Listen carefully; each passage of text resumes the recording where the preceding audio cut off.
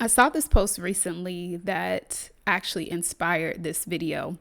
And it was essentially someone saying that they knew a person that kept renewing for coaching year after year, yet they were getting no results. And she couldn't understand, why would you continue to sign up and renew for something and you're not getting the results? And so I kind of started thinking about that. And then yesterday, the thought really popped in my mind as to why this happens and how most of us are secretly doing this in a way. Not everybody. There's a certain set of people who invest in things and they get the result, but it's not because of the person. And this is just using the coaching world as an example, but this is really applicable to many different aspects of our life. There are always those people who seem to get into something or start something and it's like it takes off. And most of us think, oh, they're special, they're this, they had this. I'm even guilty of this sometimes. Like I'll see something and I'll be going to look for the justification of why they were able to do it, right? And it's really just putting another check mark on the things. Oh, that's why they did it. And secretly or inside, whether I say it or not, there's something there that's saying, and that's why you can't do it.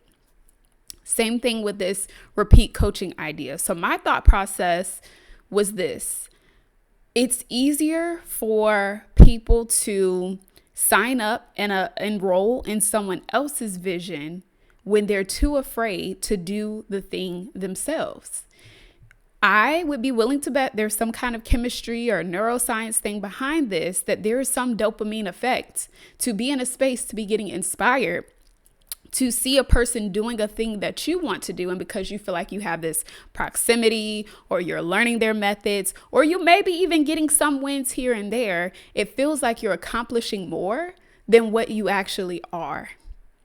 And as I started unraveling this in my mind, I thought about just myself being in programs and seeing the same thing, just noticing there's a certain type of person that gets further. And interestingly enough, I've seen examples of people who, when they do get it together, it's like you don't see them as much in the learning phase because they're doing more of the activity. I think Alex Hormozy said this in one of his videos, he was in a mastermind and he was executing the stuff and he would get what he needs, he would take it, execute it, and bounce out. And while I think that there's different profiles for every person, I'm not categorizing this as everyone, people who stay or who are always doing the things aren't getting the results. What I am just illuminating is that there are a subset of people who are showing up, who are putting in the work, but not seeing the physical results because they actually aren't doing the work that moves the needle. And going back to my thing about the dopamine, I think that there's something in us that can falsify or make us feel like, again, that we're moving forward because we're in the space. We've taken the leap. We've made the investment. But making the investment or getting in proximity is literally equivalent to getting out of bed, right? That's okay, you got out of bed, but now you have to do something with the things in order to see the results. And it can't just be one day. It has to be a consistent effort of doing the things. Otherwise, you fall into this spectrum of being in community and being in proximity and making that the goal instead of actually achieving what you desire. Going back to, are you fearless when it comes to your goals? And I don't mean literally without fear, because we all have a bit of fear, but I mean, are you fearless enough to say that paying money for proximity is not enough? I need to make this a return on my investment in cold, hard results. I think that that's the difference in people who get into these things or invest in these things and they're successful because they take ownership of that. They're not waiting for the results to just magically happen. They're not satisfied just with being inspired. Oh, I love how you put that. Oh, I love how you said that. Oh, that's great. But that's not creating results. Can we be real about that? A lot of people, this again is just my observation. they are so enamored with people and how they think. And I think that's great that you have people that are brand loyal, you know what I'm saying? They're about you and all of that. But we have to begin to question, are people there because they actually get results or just because they want to be in your aura and that makes them feel like they're moving further than what they are? That's just my challenge. Like I said, it's not one size fits all, but that is something to be called out. Think about it like going to church on Sunday, right? If you just go to church on Sunday, if you're religious, you understand this, or you are faith-based, I should say, you understand this. If you just go to church every Sunday, that's just scratching the surface. That's getting out of bed. That's like, okay, you got started, but what do you do on the other 6 days? Are you praying? Are you meditating? Are you fasting? Are you obeying the words that are given to you by you opening yourself up to your faith practice? If you're not, and all you're doing is hooping and hollering in church on Sunday, and then you wonder why nothing has changed, and you keep enrolling in that act without taking the actions, I'm sorry. We got to wake up and shake the folks that's doing that. I'm sorry. And I know that this is touchy because there are some people who just are fine with proximity or fine with doing an act and not taking the action. And the world profits off of that. The world profits off of people who would rather buy things and not do them. Gym memberships, for example, you can keep not coming to the gym as long as you want. They're going to take your money, right? And okay, that's people. There are people who don't mind doing that.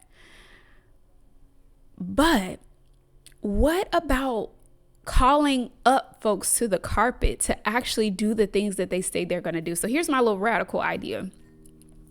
What if instead of allowing everybody in the coaching programs, and I say allowing everybody because I know we have these applications and, this is for you if, this is not for you if, and people are just self-affirming if they fall into this bucket or not.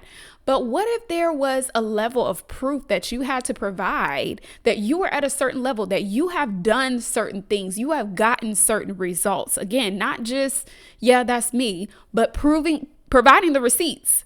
Have you done something to even get me here? I just thought about this. When it comes to like coaches or even agents, right? In order for them to take you on as a client, you got to have something they can work with. A coach is not going to take a person on their team that's just learning how to play basketball. No, you better go and, go to the neighborhood court, shoot a couple of baskets, do your thing. I don't know all the sports terminology. Get good to a certain extent, and then you come and talk to me. An agent is not going to pick somebody up that just started in their career field today. I need to see that you actually have something marketable, sellable that I can work with, because I'm not going to waste my time trying to make you a name. You should already have something going in order for me to help elevate that. And I think a lot of times that's the intention with some of these things. But is it really set up in that way where you have to show this proof, where these are the things that you need to have in order to move forward? It's not just about psychographics and behavior. That is a part of it. But are you at a place where you've actually created some results that I can work with? So what if we had that? What if in order to renew to a program, you had to actually show that you've done the stuff? Again, I know that it can be like, oh, well, some people, just let them pay. Like if they want to pay and they don't really want to do anything with it, the results are not on me. I know a lot of people take that standpoint, and I can understand that. Here's another perspective, though. Who wants a bunch of seat fillers in their programs? I don't. And I'm speaking from having people who do that. It frustrates me. It takes more. I would say it costs more because to me, brain power, trying to figure out how to help you, doing extra things, all of that, going the extra mile. It costs me more to try to drag people to the finish line than it would for me to just tell you no and go ahead and let somebody else in who's ready to do the work.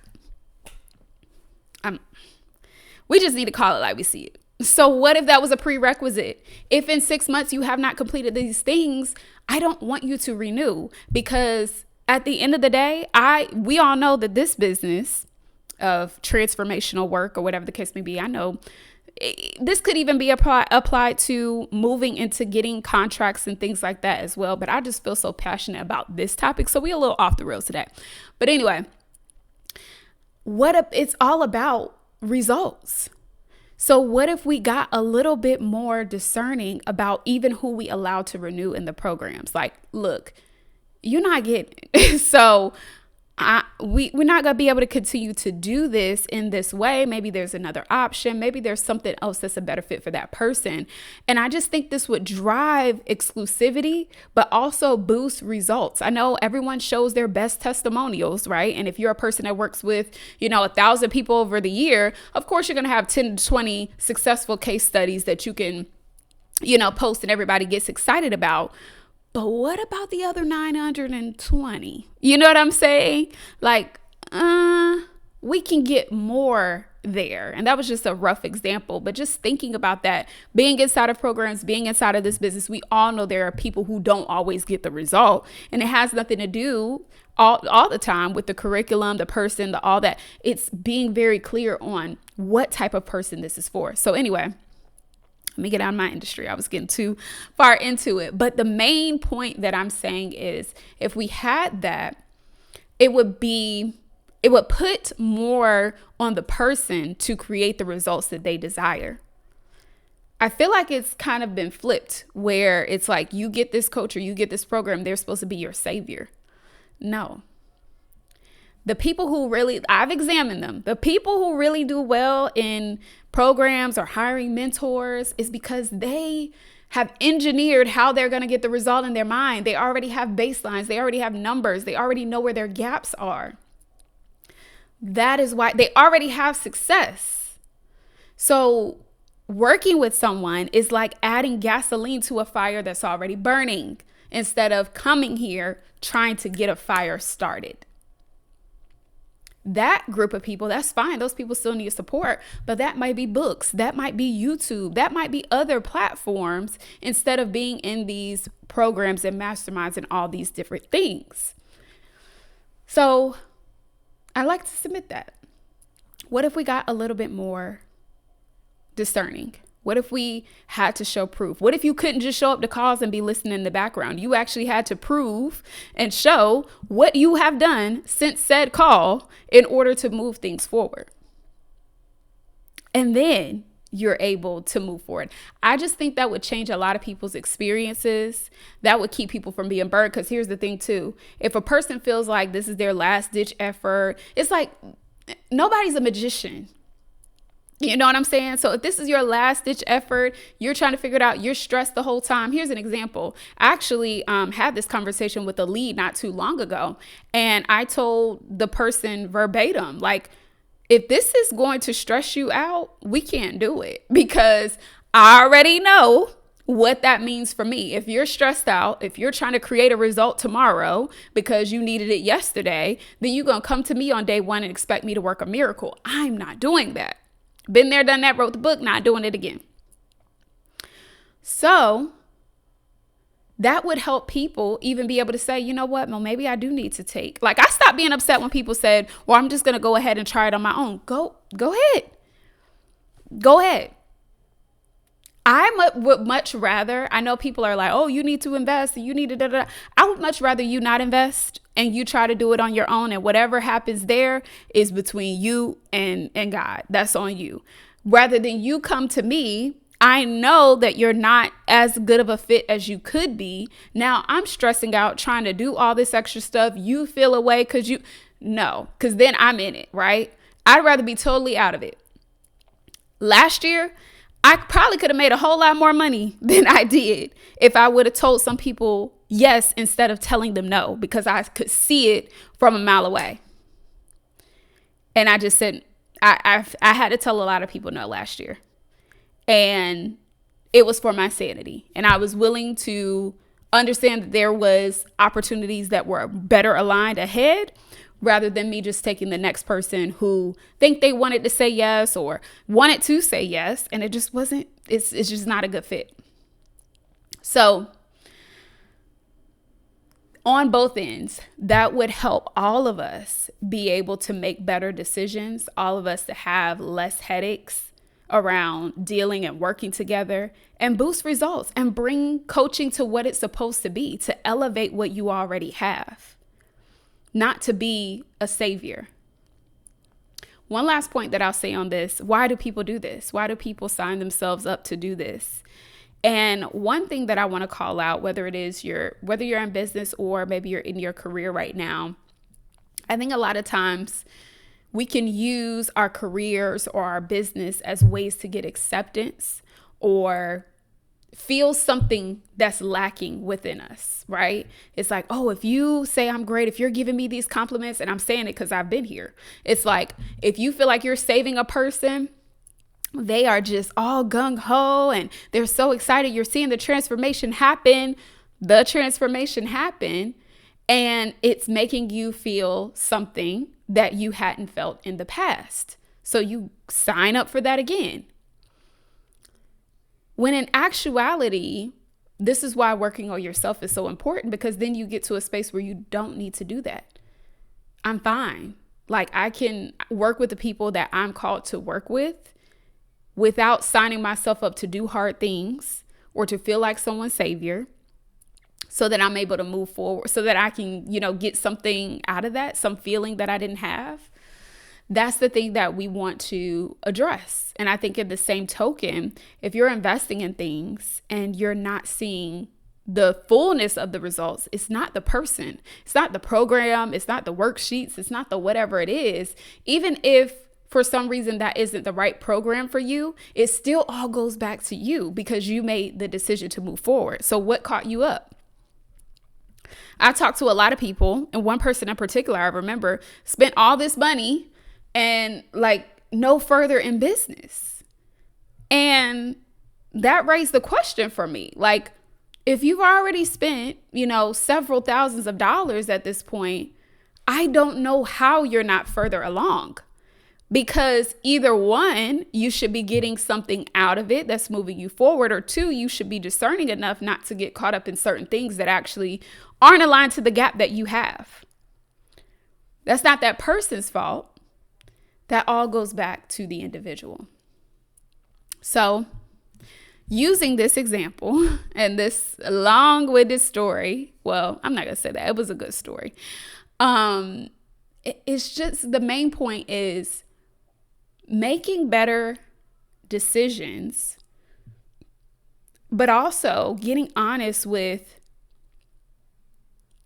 and taking ownership of your own success. I had to say no to some things because I knew that those weren't the gaps that I was focusing on. Sometimes we don't even want to say no either. Sometimes even with that conversation about the person renewing over and over again, maybe they felt like, hey, this is my community. Like, I don't want to say no. But it's like, if that's where you are, if that's your, that makes sense for you, okay.